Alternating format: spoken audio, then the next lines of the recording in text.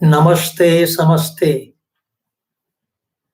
Let us pray and bow to our beloved Gurudev, beloved Sri Guruji, masters of our glorious lineage, and all world masters of all religions, of all times and places, and to each other, remembering the presence of divinity within.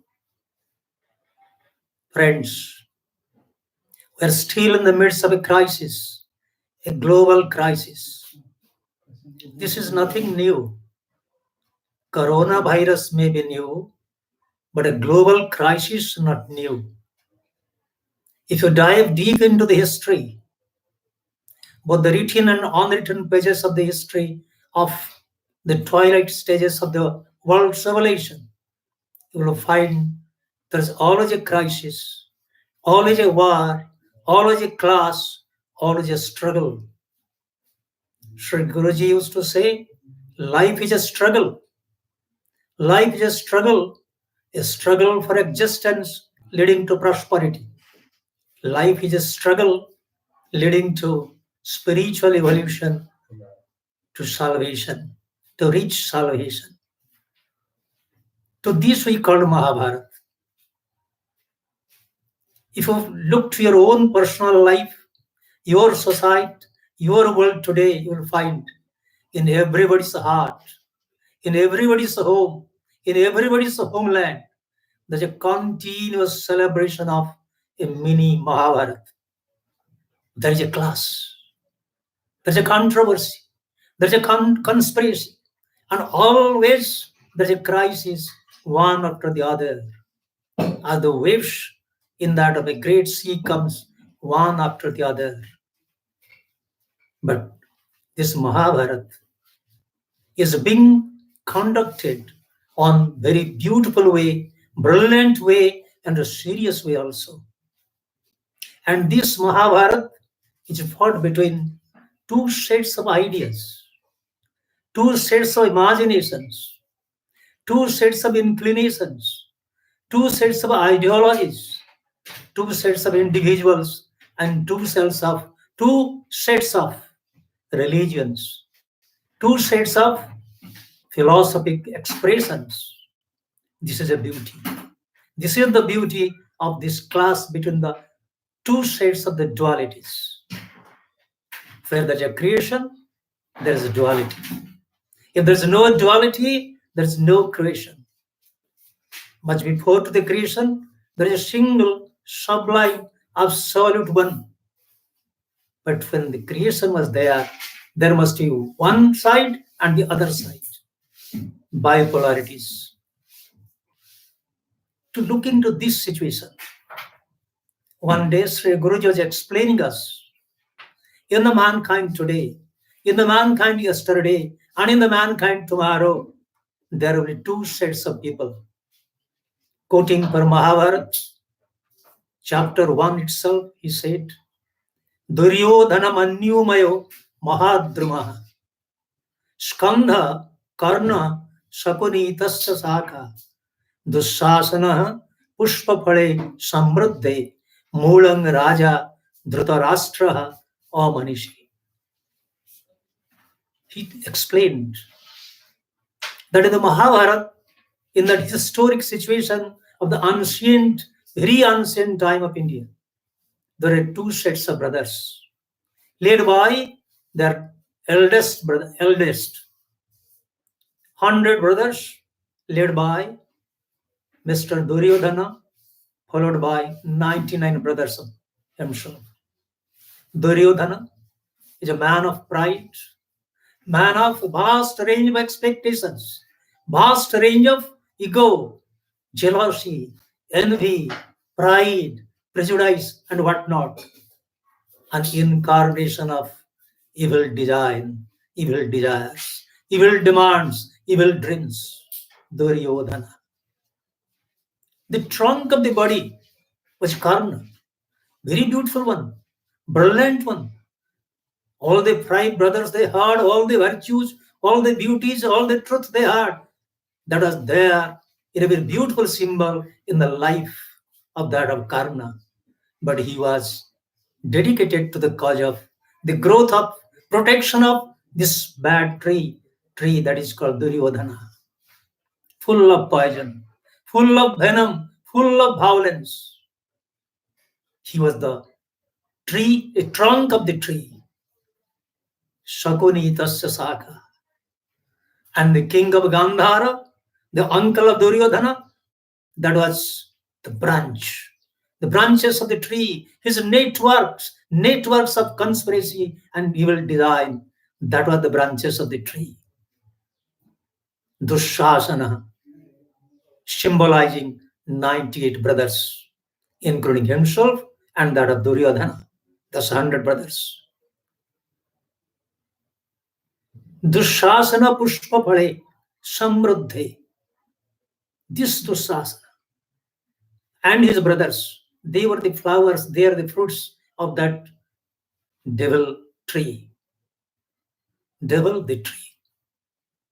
And what is the root? Moolam, Raja, Dhritarashtra, Amanisi.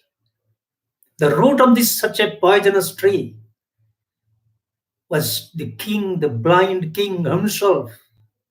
The blind king, whose heart was full of ignorance, whose heart was full of darkness, whose mind was full of, say, animosity, whose heart and mind were only not for the protection of the throne, not for the beauty of the protection of the throne, not for the good ruling, not for the good kingship, but only for the son, children, and children. She was completely infatuated with the love for the children.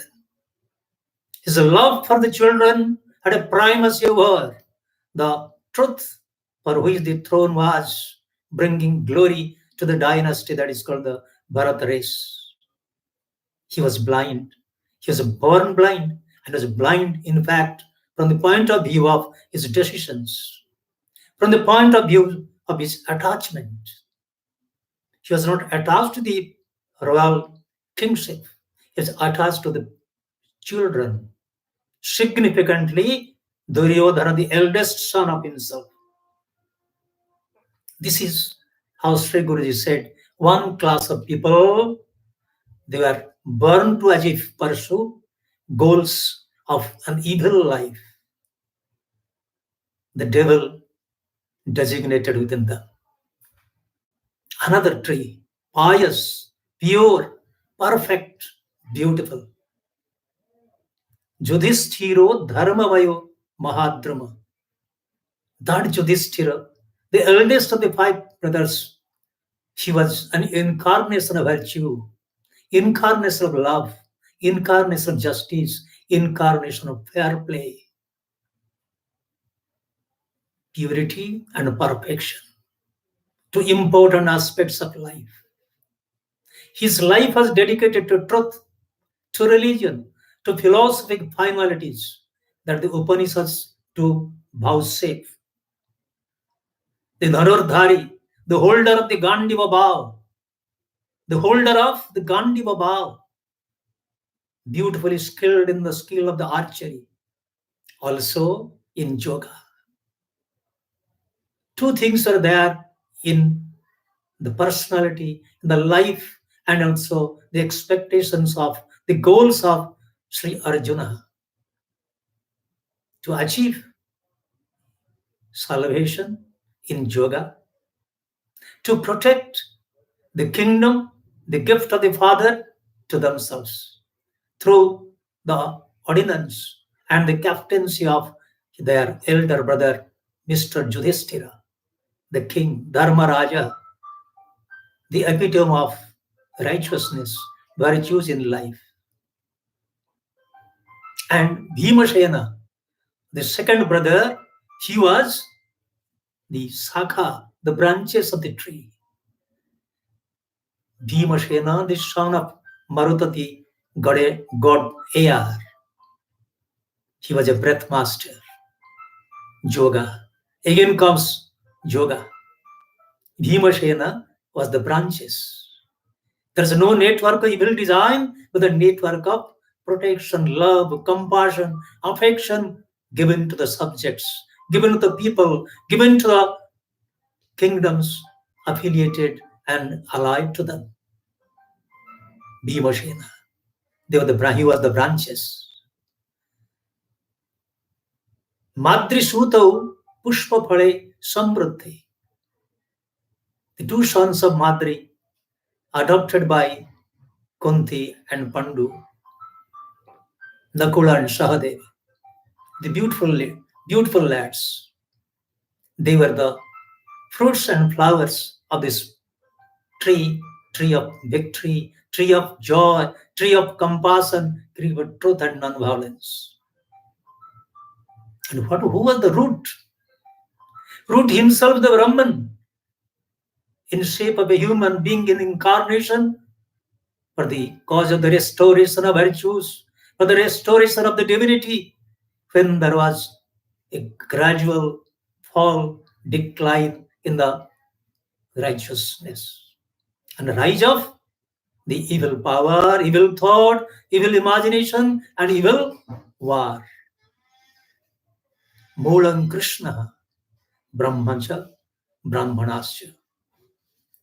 In the other case, the other tree, the root was only the Dhritarashtra, the blind king. But here, the roots are associated with Lord Krishna, Father of the heaven, and associated with the holy book, the holiest book, the Vedas, and Brahmanascha, the guides, the realized masters, the monks. Those will be governing the society through their subtle instructions. The epitome of Upanishadic personalities. If this is the nature of the two classes of the people, if this is the nature of the class between the two sets of brothers, two sets of human beings, so what this Mahabharata is? It's a continuous process of thesis being opposed by the antithesis. And the process of the churning comes of the synthesis. That is the ultimate delivery of this Mahabharata warfare in a subtler form, in everybody's home, in everybody's heart, in everybody's homeland. In the background of this, I'll today discuss on an important aspect of this Mahabharata. What the life is. Is life is only through of prayer and meditation, struggle for existence, materialism, or something more? Which binds a personality? Who is that one important one that binds the home with the home, homeland with the homelands? A promise. Nations sign treaties. That is a document based on a promise. In the home, we love the father and mother, they love us. It's based on a kind of promise. I am bound to protect my child and to guard my parents in their old age. A promise based on reciprocation. Promise. If there's no promise, then there's no society. If there's no promise, then the society is leading towards annihilation. Animals never give promises to themselves. Hey, Mr. Animal, I will not kill you tomorrow. So a promise they cannot give. Mr. Animal cannot say to another animal, I will marry to you forever, life after life. Men can give, women can give promises to themselves, promises to society, promises to the nation, promises to the world.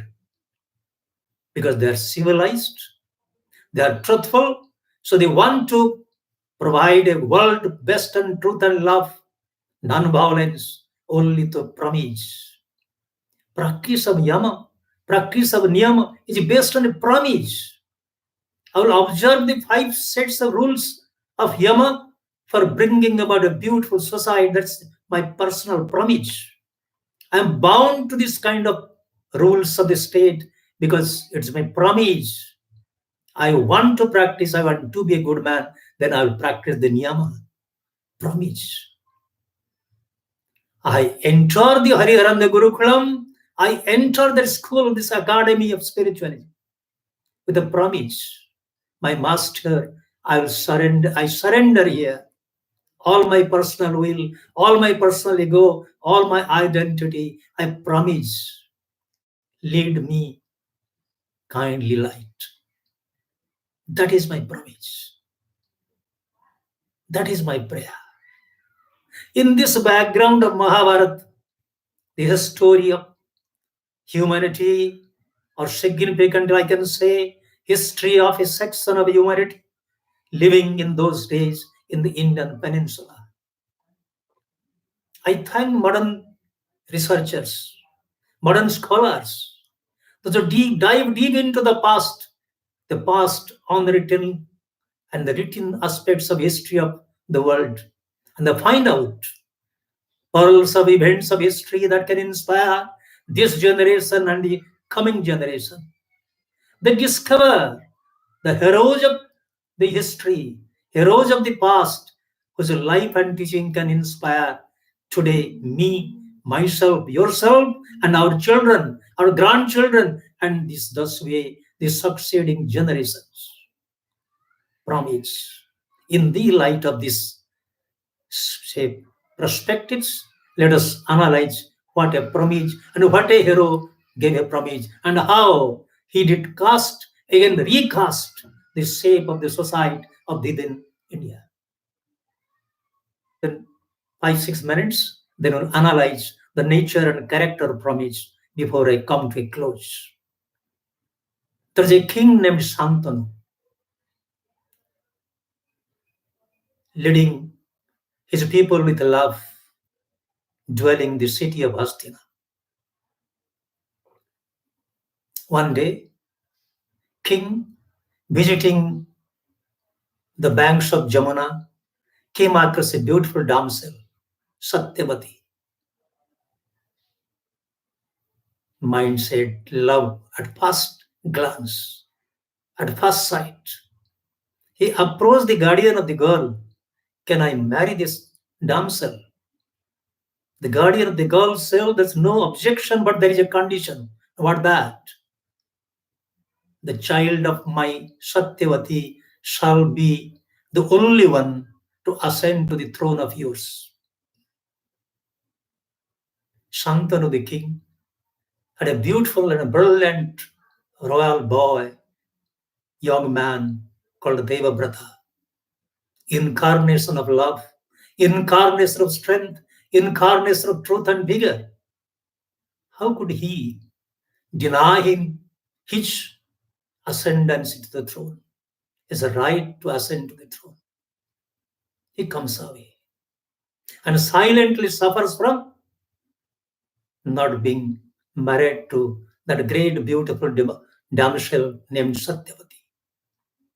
Devabrata, the child, comes to know, discovers the real cause of the ailment of his father, proceeds alone to the settlement of the fishermen and women, and meets the guardian of the girl.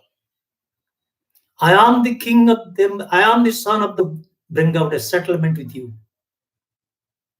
I accept your condition. Son of Satyavati will ascend to the throne, that this will be done in future. The guardian of the girl says, I am not pleased with this much of promise.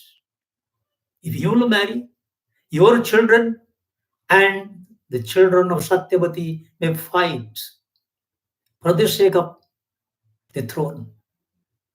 I can't agree to it. Instantly, Devabrata makes a promise.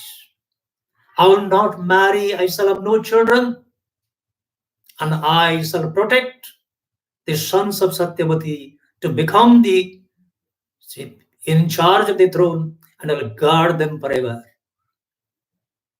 How many people, how many young people can forego this kind of spirit of selflessness? Can anybody forego such desire from the successor of the king? And he did it. All his attachments gone, all his expectations gone, all his pride gone. He now surrenders to the love of the Father. Love of the Father for a fisherman's child. Okay. Satyavati becomes the queen of Asthina, but Santanu dies, leaving behind very weaklings. Now, the real problem starts. The promise. I will guard the kingdom. I will guard the throne. Three are making the history brief. Everybody knows the history of Mahabharata. I'm just singling out, highlighting that important item with reference to promise of Devabrata, because it's a terrible promise he was made. Bhishma, the man who committed himself to a terrible, terrible, terrible, most terrible promise, forgetting himself, forgetting his interest. He sacrificed everything for the cause of his father, for appeasement of the father, and for the protection of the throne of Hastina. So what are they? In course of time, he kidnaps three girls from the Kashi. This is an item where he kidnaps for the cause of the children of Satyavati. Yes, that was allowed in those days, but that became a danger point. Two girls agreed to marry the two sons, but the third one was adamant. I need not narrate the story, and that was the cause of the death of this Bhishma in future. Promise. Without thinking, without judging, without analyzing, if you make a promise in haste, likely you have to commit yourself to annihilation, commit yourself to devastation, disastrous end. Another incident. Children of Pandu are coming up. Pandu lifts the throne, goes to the forest, where, with the help of the mantra that Kunti had received from the Rishi, begotten three children, and the other queen Madri had begotten two children, five brothers, five sons of Pandu, known as Pandavas, were growing in the forest. And in the Hastinapura, Dhritarashtra and Gandhari has given hundreds of sons to the Hastinapura. Two sets of brothers have come up. In the context of this existence of the two sets of brothers, because to protect the throne, because to protect himself tied to the throne of Hastina, like a Prometheus chained to the rock of fire, helpless, helpless grandsire of Hastina, allowed division of the kingdom into Hastina and Indraprastha. Another incident followed. Pride and prejudice, envy and jealousy, anger and animosity. Duryodhana demands a game of dice. I need not enter into the other side. The game of dice brought all kinds of dishonor, all kinds of disrespect to the throne of the Hastina. The great traditions of Bharat dynasty were immediately burned to ashes. And that was how Pitama Vishma, the grandsire, because of a promise, could not open his lips, could not raise his sword. We may say false promise. But when you come to the reality, as a consequence of the game of dice, the five brothers go to the banishment, goes to the jungle, and when the 13 years of this particular banishment years are over, they present a demand. Give us back Indraprastha. If not 5 villages for the 5 brothers, torn down by the tower of evil empire, Duryodhana. Now the question comes, what should be the role that Bhishma Pitama shall take, the grandsire to take? He is helpless. He cries, I am bound to the throne of Astina in the name of Pramich. And he did that. He became the first general from the side of the Kauravas to fight against the army of the Pandavas. Now the question is, what was his mind? He was raising his bow and the arrows. But his heart was with for that of the Pandavas. He told it very clearly in the beginning, where there is a truth, there will be victory. Still, I shall fight for you, Mr. Duryodhana, because I am bound to the throne of Hastina. Now, everyone should make an analysis. What kind of promise? What a promise! If the promise is not based on truth, based on religion, based on philosophy, based on Upanishadic ideas, based on the holy ideas of Gita, Bible and Quran, teachings of Zoroaster and Nanak, then why for the promise? Promise must be based on truth, for the sake of truth. Promise be born out of truth, by the truth and for the truth. Any promise that an individual should take, any promise or commitment that an institution should take, should be based on truth, and should fight for truth, work for truth, live for truth. If that is not done, that is not a promise, that is a false promise and a commitment for which you die and make others die. When a promise becomes a fortification of the conspiracy, a fortification of an evil empire, the promise maker should free himself from the clutches of the promise. If not, the maker of the promise, through its false commitment to that promise, may bring about total confusion. Truth will be misunderstood. Justice will be misunderstood. And justice will never be delivered. Promise must be solemn. Promise must be beautiful. Promise should be made on the basis of truth, good heart, good mind, good practice of yoga, good reading of the scriptures can give us the strength to make a promise at the right moment of making a promise, following the promise and adhering to the promise. Such a promise is admirable. Such a promise is acceptable. Such a promise will create a new hero in the society. Not for 1 year, not for 1 century, for centuries, for millenniums to come, for generations to guide themselves, looking at that promise, looking at the maker of the promise.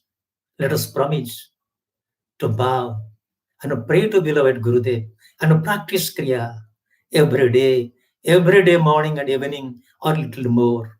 Promise made not to be broken. Thank you all. God bless you all.